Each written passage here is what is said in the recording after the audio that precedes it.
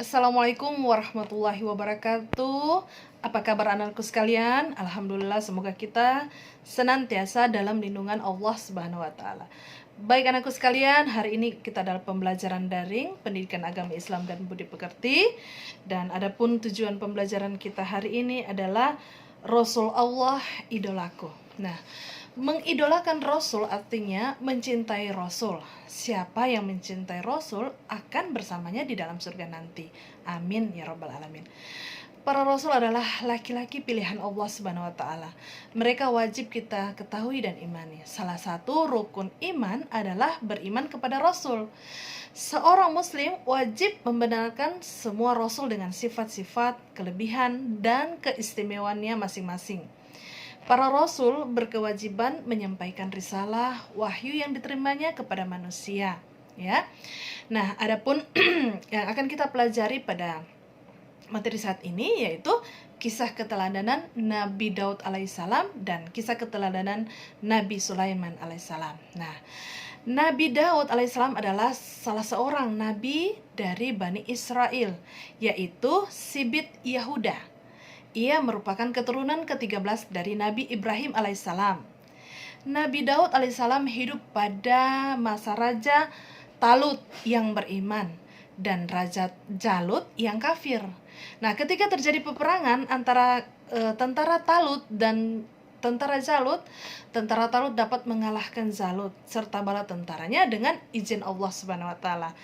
Dan Nabi Daud alaihissalam adalah salah seorang bala tentara Talut yang dapat membunuh Raja Jalut.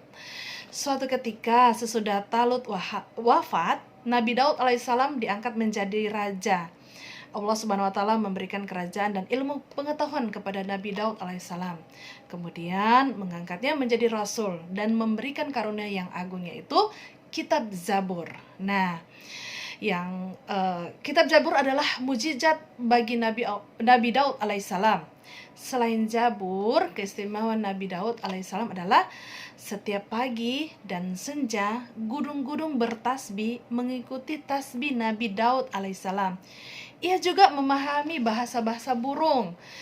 Binatang juga mengikuti tasbih Nabi Daud alaihissalam. Selain itu, kerajaannya yang kuat belum pernah sekepulun dapat terkalahkan. Sebaliknya, Nabi Daud alaihissalam selalu mendapatkan kemenangan dari semua lawannya. Ia menduduki tahta kerajaannya selama hampir 40 tahun. Di antara mukjizat Nabi Daud adalah dapat melunakkan besi seperti lilin. Kemudian dia dapat mengubah bentuk-bentuk besi tersebut tanpa memerlukan bantuan api atau peralatan apapun. Dari besi tersebut, ia dapat membuat baju besi yang dikukuhkan dengan tenunan dari balutan-balutan rantai yang terjalin secara berkesinambungan. Nah, tentang mukjizat ini disebutkan dalam surah Saba ayat 10-11 dan surah Al-Anbiya ayat 80. Allah Subhanahu wa taala memberi baju besi sebagai mukjizat kepada Nabi Daud guna melindungi prajurit dari serangan musuh Allah. Nabi Daud alaihissalam adalah seorang nabi yang taat kepada Allah, mempunyai kekuatan di dalam beribadah, terutama sholat malam dan berpuasa separuh tahun, yaitu sehari berpuasa dan sehari berbuka, berselang-seling, serta banyak beramal soleh. Keberaniannya luar biasa, dia tidak melarikan diri ketika bertemu dengan musuh. Nah, keistimewaan Nabi Daud ini, ia juga mempunyai suara yang sangat merdu, yang tidak ada bandingannya dari dahulu hingga sekarang. Nah, apabila ia bernyanyi atau melakukan isi kitab Zabur, maka gunung dan burung pun ikut bertasbih. Nah, anakku sekalian, adapun pelajaran yang perlu kita petik dari keteladanan Nabi Daud, antara lain Nabi Daud adalah penerima kitab Zabur. Nabi Daud gemar bertasbih kepada Allah Subhanahu wa taala. Nabi Daud pencipta baju besi, mempunyai suara bagus dan gemar berpuasa. Nah, sikap kebiasaan kita, insya Allah kita senantiasa selalu bertasbih kepada Allah Subhanahu wa taala, selalu memuji kebesaran Allah dengan cara bersenandung ataupun berzikir, baik dengan diucapkan maupun di dalam hati, berzikir dalam hati. Berikutnya kisah keteladanan Nabi Sulaiman alaihissalam. Nah, Nabi Sulaiman alaihissalam adalah putra Nabi Daud alaihissalam. Setelah Nabi Daud wafat, Nabi Sulaiman menggantinya sebagai raja. Nah, mujizat yang paling terkenal adalah diberikannya keistimewaan oleh Allah Subhanahu wa taala, yaitu memerintah bukan hanya kepada manusia saja, melainkan juga kepada hewan, angin dan jin. Nah, Nabi Sulaiman dapat menjadikan angin bertiup di atas perintahnya di tempat yang ia kehendaki. Allah Subhanahu wa taala pun menundukkan jin-jin untuk melayani Sulaiman. Di antara mereka yang dapat membangun istana dan benteng-benteng, ada juga dapat yang bertugas menyelam di laut untuk mengeluarkan mutiara dan batu-batu mulia. Allah Subhanahu wa taala memberi kekuasaan pada Nabi Sulaiman untuk bisa mengikat setan-setan yang kafir, untuk mencegah kejahatan kepada Allah Subhanahu wa taala. Juga memberikan mujizat berupa kemampuan mengerti bahasa hewan. Nah, meskipun Raja Sulaiman sangat kaya dan berkuasa, tetapi ia tetap rendah hati, patuh dan tunduk terhadap perintah Allah Subhanahu wa taala.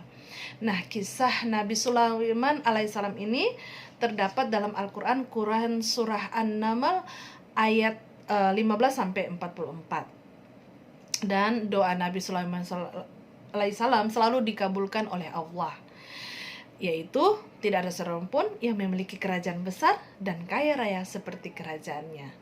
Nah, baik anak-anakku sekalian, adapun pelajaran yang kita dapat petik dari keteladanan Nabi Sulaiman alaihissalam adalah dapat memerintah bukan hanya kepada manusia, melainkan juga kepada hewan, angin dan jin.